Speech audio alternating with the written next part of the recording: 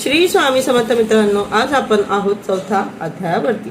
अजिबात वेळ वाया न घालवता पटकन करूया आपल्या अध्यायाला सुरुवात, कारण की अतिशय महत्त्वाचा आणि माझा आवडता असा हा अध्याय आहे। झटपट पटापट आपण चालू करूया वाचनाला। अध्याय चौथा, श्री गुरु दत्तात्रेयांची जन्मकथा। श्री गणेशाय नमः। सिद्ध योगी नामधारकांना दत्त जन्माख्यानातून सांगू लागले। ते म्हणाले, वत्स, सृष्टीच्या उत्पत्तीपूर्वी सर्व जलमय होते।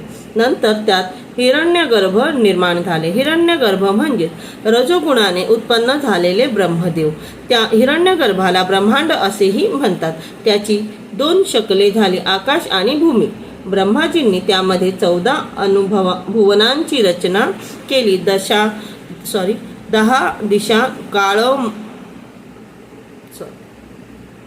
दिशा काळ, मन, बुद्धी, वाणी, कामादी षडविकार उत्पन्न केले। मग त्या सृष्टीची विस्तृत रचना करण्यासाठी मरीची, अत्री, अंगिरस, पुलस्त्य, पुलह, क्रतु आणि वसिष्ठ असे 7 मानसपुत्र सप्तर्षी निर्माण केले। अनुसूया या अत्री ऋषींच्या पत्नी त्या महान पतिव्रता होत्या। पतिसेवेने त्यांचा पुण्य प्रभाव इतका वाढला की त्या पुण्याईच्या बळावर त्या स्वर्गाच्या स्वामिनी होतात की काय अशी देवांना चिंता वाटू लागली। इंद्रादिकांची ब्रह्मा, विष्णू आणि महेश यांची भेट घेऊन या चिंतेने निवारण करायला सांगितले। इंद्र म्हणाले, अनुसूया पतिभक्त आहेत, त्यांचे अलौकिक आचरण पाहून सूर्यही घाबरतो। त्यांना त्रास होऊ नये म्हणून अग्नी, वायू, पृथ्वी हे सर्वच सौम्य होतात। त्यांना उपद्रव झाल्यास त्या आम्हाला शाप देतील की काय अशी सतत भीती वाटते। यावर काहीतरी निश्चित उपाययोजना करावी।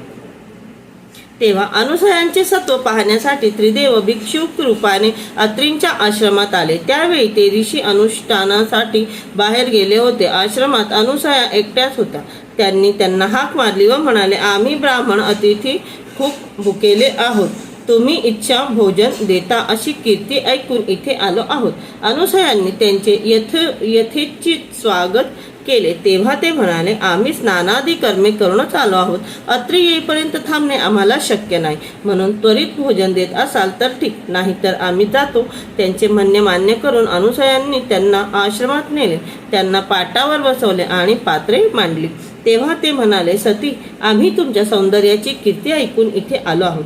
तुमच्या हातच्या स्वयंपाकाची चव घ्यावी आणि तुमचे विवस्त्र सौंदर्य पाहावे अशी आमची इच्छा आहे, म्हणून तुम्ही नग्न होऊन आम्हाला वाढणार असाल तर